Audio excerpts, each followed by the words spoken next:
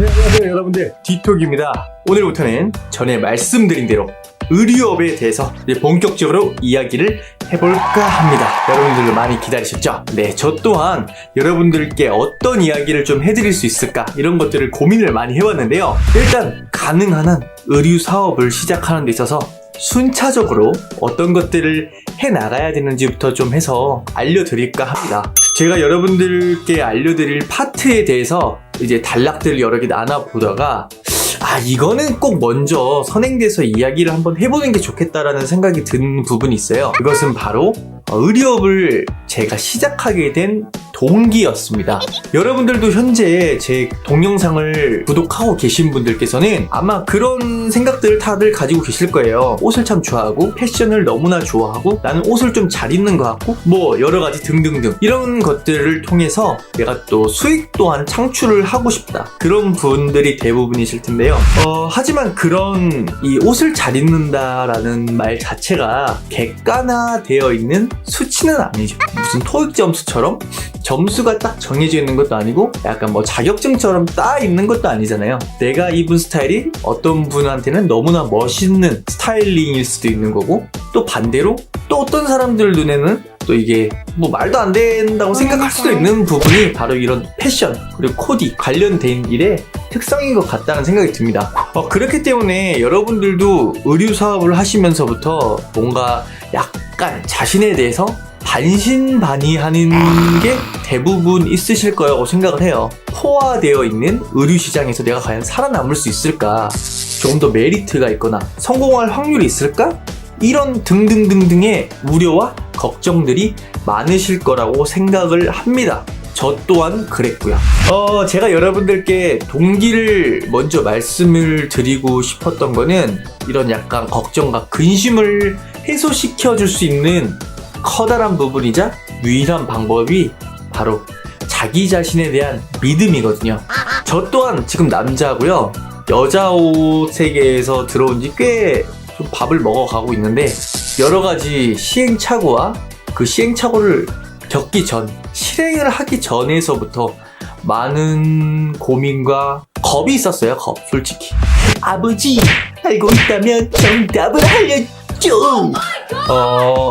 그래서 여러분들께 조금이나마 위안을 좀 드릴 수 있고 용기를 북돋아 드릴 수 있을 수는 있지 않을까 싶어서 제가 의류업에 시작하게 된 그런 계기와 동기들을 짤막하게 이야기를 해드리려고 합니다. 나는 왜 의류업을 하고 싶었을까? 그리고 또 특히나 여자 옷을 하고 싶었을까라는 생각을 많이 해봤습니다. 어렸을 때 기억을 더듬어 보면요, 저는 옷을 참 못 입었던 것 같아요. 고등학교 때 여자애한테 한번 되게 좋아하는 애가 있었는데 걔한테 들이댔다가 너무 옷을 못 입는다고 말도 안 되는 옷을 막 입고서 막 만났던 게 기억이 나요. 그러다가 차였던 기억도 있고요. 더 어렸을 때 누나가 처음에 친누나가 있는데 사춘기 때 이제 야, 너 이렇게 입고 다닐 거면 따라다니지 마, 약간 그런 말들을 좀 들었던 것 같아요. 저 역시 뭐 패션에 대해서 뭐 그렇게 감각이 뛰어났다거나 뭐 그런 것들은 아니었고요. 점점 관심이 생겨나면서부터 좀 자신이 생겨지고, 그런 자신이라기보다는 나만의 패션의 세계가 좀 명확해진 것 같아요. 일단 제가 먼저 여자 의류업을 시작을 해야겠다고 생각이 들었던 거는요, 정말 사소하고 단순한 계기였습니다. 여자친구를 사귈 때 느꼈던 그런 감정이었는데요. 각자 이제 뭐 기념일이라든지 서로 선물들을 주고받을 거 아니에요. 저는 특이하게도 여자친구랑 같이 쇼핑을 가는 거를 되게 좋아했어요. 특히 보통 남자분들 같은 경우에는 여자 옷을 같이 보러 다니자 그러면 너무나 힘들고 괴롭고 막 미칠 것 같잖아요. 근데 저는 제가 더 신이 났어요. 뭔가 되게 재밌더라고요. 내가 여자 옷에 그렇게 잘 알지도 못하고 내가 입어본 적도 없지만 내가 선택을 해주고 내가 골라주고 내가 뭔가 선물해준 그런 옷들을 통해서 여자친구가 좀 더 예뻐지고 자신감을 찾고 뭔가 기분이 좋아지는 그런 모습들을 보니까 그때 저는 좀 느꼈어요. 이거 좀 짜릿하다라는 느낌을 가졌던 것 같습니다. 예전에 갖고 있던 꿈이 2개였는데요. 전에 동영상에도 말씀을 드렸지만 개그맨이 우선 제 원래 목표였어요. 개그맨을 하려고 했었고, 그 개그맨이 잘 어느 정도 궤도에 오르고 나면 보통 이제 연예인들 같은 경우에는 흥망성쇠가 워낙에 기복이 심하다 보니까 아무래도 부업적인 부분들을 많이 준비를 하잖아요. 왠지 모르겠지만 여성 의류 사업을 꼭 하고 싶다는 생각이 들었습니다. 제가 중학교 때부터 일본어를 배우기 시작했어요. 그래서 고등학교 때, 대학교 때에서 꼭 쭉 이제 일본어 코스 과정을 밟아왔는데, 원래 본격적인 구상으로는 20대 때 이제 개그맨이 돼서 30대 중반 때 여성 의류 사업을 하고 싶었습니다. 하지만 또 인생이라는 게 내가 생각한 대로만은 되지 않는 게 현실이죠.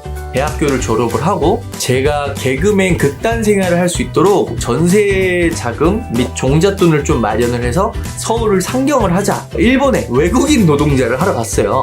일본어를 시작한 계기부터 자체도 일본 패션이나 그런 것들이 너무 좋았거든요. 그때만 하더라도 국내 지금도 마찬가지긴 하지만 그런 패션 트렌드들을 보면 유행에 너무 민감하고 너무 다 같이 유행에 그렇게 편승을 해서 똑같이 뭔가 입고 가는 그런 획일화된 모습이 저는 좀 싫었던 것 같아요. 뭔가 일본에서는 그래도 예전에는 좀 더 다양한 패션들이 먼저 선행이 되어 왔고 개개인별로 스타일링을 하는 게 참 독특한 것 같아요. 제가 일본에서 좀 살고 했지만 현재 보더라도 일본 옷가게에서 일하시는 이제 패션 종사자분들 스타일링을 보면 정말 장난 아닌 것 같아요. 특히 남자들은 더욱더 일본에 가서 좀 더 사람들이 옷을 어떤 식으로 입고 어떤 패션 아이템을 활용하는지 그런 것도 보면서, 원래는 이제 궁극적인 가장 큰 목표는 개그맨이 되기 위해서 돈을 모으러 간 거긴 한데 마냥 제가 개그맨을 무작정 시작할 수가 없는 현실이 좀 되었어요.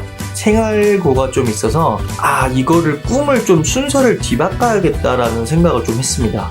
먼저 여성 의류 사업으로 성공을 해서 제가 한 분야의 전문인이 된다면 방송에 나오는 거는 그렇게 어렵지 않을 것 같다라는 생각이 들었어요.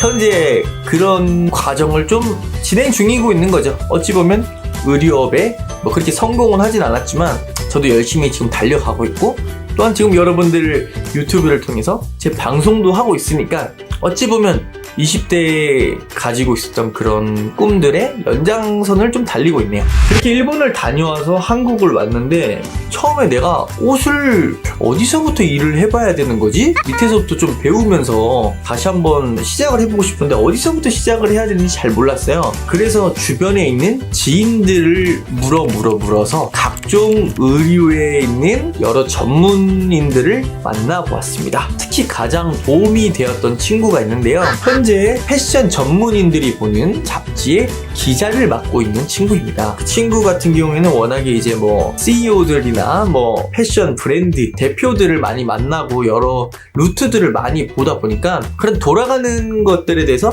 아주 능통하게 알고 있던 친구였어요. 그 친구한테 물어봤습니다. 제가 궁금했던 거를 여러 가지 다 노트를 했어요. 패션은 과연 앞으로 어떻게 될 것 같나? 그리고 유행이란 건 어디서부터 오는 건가? 어떤 쪽으로 가서 일을 배우면 좋겠나? 근데 그때 친구가 저한테 아주 핵심적인 질문을 하나 했어요. 야, 디토가, 너 옷을 하는 건 좋긴 한데 의류업에 어떤 걸 하고 싶은 건데? 네가 의류 세계에서 하고 싶은 게 뭔데? 그때 생각을 해봤어요. 내가 단순히 옷을 팔아서 이윤을 남기는 것만 하고 싶은 건가? 이윤만 남긴다고 내가 과연 만족을 할 수 있을까? 내 궁극적인 게 옷이 아니라 돈이 되는 건 아닌가? 그거는? 그런 것들에 대해서 여러 가지 좀 생각을 해보다가 답을 내리게 됐습니다. 일반화되지 않은 그런 것들을 유행을 터뜨리는 트렌드 세터가 되고 싶다는 게 바로 제 궁극적인 의류가 하고 싶었던 이유였던 것 같아요. 결론적으로 제가 좀 내렸던 거는, 일단 내가 하고 싶은 것이 유행을 퍼뜨리는 거라면 유행을 퍼뜨리기 위해서는 어떤 게 필요한 걸까라는 생각을 했어요. 그 결과 유행은 곧 판매가 되어야 유행이 되는 거다. 내가 퍼뜨리고 싶다고 해서 다 유행이 되는 것도 아니고 수요와 공급자 간에 어느 정도의 이게 밸런스가 맞았을 때 유행이라는 것이 되더라고요. 그래서 그 판매를 한다는 것에 좀 주안을 두고 어디를 가면 대한민국 옷 시장에 판매를 전반적으로 다 보고 배울 수가 있을까라는 생각에 제가 찾아간 곳이 바로 동대문입니다.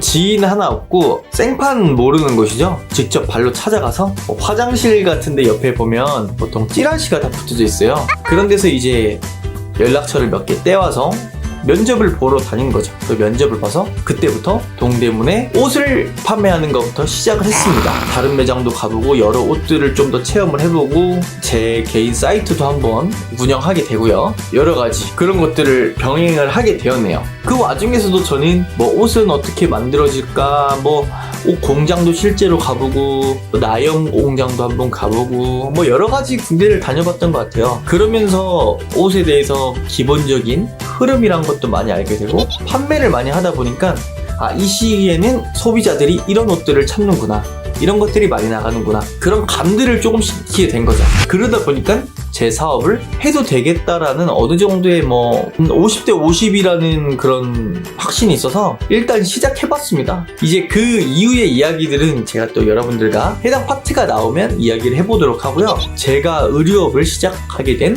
동기는 그렇습니다. 여자친구한테 옷을 선물해주고 골라주다 보니 거기서 오는 짜릿함에 뭔가 이걸로 돈을 한번 벌어보고 싶다는 생각이 여차저차 해서 이렇게 들어와서 지금 현재 여러분께 촬영을 하면서 팁을 드리는 입장까지 오게 되었네요. 물론 뭐 저보다 옷을 더 잘하시는 분들도 더 많으시겠죠. 아무래도 워낙에 전문적으로 뭐 하시는 분들도 많고 하겠지만 뭐 저 또한 많이 어느 정도 알고 있다고 생각이 듭니다. 그리고 공부를 멈추고 있지 않아요. 계속 옷에 대해서 열심히 공부를 하고 있는 과정이기 때문에 여튼 여러분들께 말씀드리고 싶은 거는 하나예요. 의류 사업을 해보시면 아시겠지만 쉽지 않습니다. 많은 노력과 시간 그리고 돈 여러 가지들이 투자되어야 되고 그 투자가 보상으로 오기까지는 쉽지가 않고 보상을 받을 수 있는 사람도 극소수입니다. 그렇기 때문에 절대적으로 내가 이 사업을 끝까지 책임지고 할 수 있는 동기부여가 확실해야 된다고 생각을 해요. 이제부터 제가 팁을 하나씩 드리도록 하겠는데요. 그 전에 여러분들도 숙제 하나씩 내드릴게요. 옷을 왜 하고 싶은 거고 옷을 해서 내가 궁극적으로 이루고 싶은 건 뭔지 한 번씩들 생각해보아 주셨으면 좋겠어요.